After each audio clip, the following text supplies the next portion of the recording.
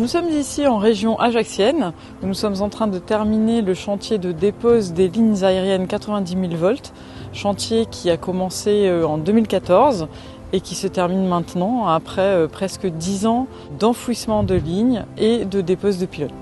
Les lignes existantes qui dataient de très nombreuses années n'étaient pas dimensionnées pour répondre aux besoins de transit d'énergie aujourd'hui compte tenu de l'augmentation de la consommation sur l'ensemble de l'île.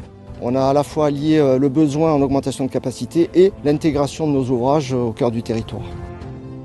Désormais, toutes les grosses lignes aériennes haute tension sont passées en souterrain.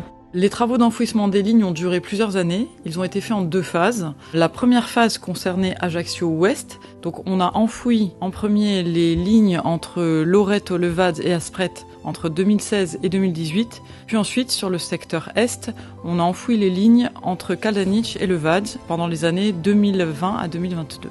Ces ouvrages qu'on crée ne seront pas touchés avant 50 ans. Donc il faut d'une part pour nous les dimensionner correctement et il faut aussi que ces ouvrages soient compatibles avec l'évolution du territoire. Projet d'adaptation d'infrastructures routières, le téléphérique d'Ajaccio, on a eu le déménagement de l'hôpital.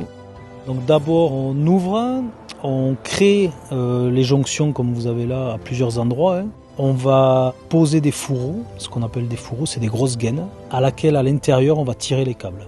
La liaison souterraine est moins impactée par les effets climatiques. Ça implique énormément moins de dépannage. Derrière, une fois que ces nouveaux ouvrages ont été mis en service, ça nous a permis de mettre hors tension les lignes aériennes et donc d'engager les travaux de dépose de ces lignes. On a commencé par la zone ouest, de 2014 à 2019. Donc la première zone, c'était à peu près 8 km de lignes aériennes qui ont été enfouies et 23 pylônes qui ont été déposés. Et à partir de 2018, on s'est attaqué à la zone est. C'était 15 km de lignes et 56 pylônes qui ont été déposés. Dans un premier temps, les monteurs se mettent en préparation pour préparer la dépose des conducteurs, des câbles. Ça se fait en installant des poulies sur chacun des pylônes pour ensuite pouvoir tirer les câbles avec des treuils. On a plusieurs tronçons. On a des tronçons qui peuvent varier de 1 km à, pour les plus gros, de être sur les alentours de 3 à 4 km. Ça demande une bonne communication au niveau des postes. Il y a une personne qui est au treuil, donc elle a une action de tirer le câble, donc elle l'emmène vers lui. La deuxième personne, c'est une action de freinage. Donc c'est lui qui est la pièce maîtresse pour pas que le câble tombe. C'est assez spectaculaire. Ils sont juchés sur le haut des pylônes, parfois à l'horizontale, accrochés avec des sangles de sécurité. Ils manipulent à bout de bras. Ce sont des acrobates de l'électricité. Une fois qu'il n'y a plus de câbles entre les pylônes, on dépose les pylônes. Il y a des endroits où on est en ville, où c'est difficile d'accéder avec des engins, donc c'est plutôt par hélicoptère.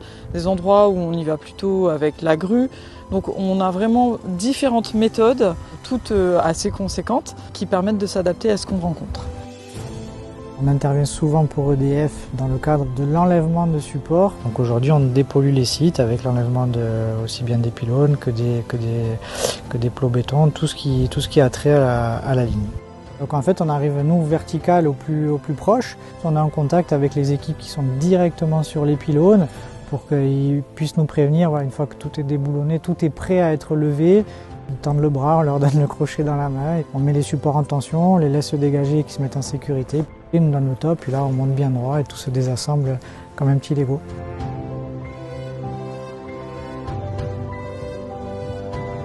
La dépose par basculement, donc, qui est traitée quand les espaces autour du pylône le permettent, ça consiste simplement à cisailler une partie des pieds du pylône avec des disqueuses.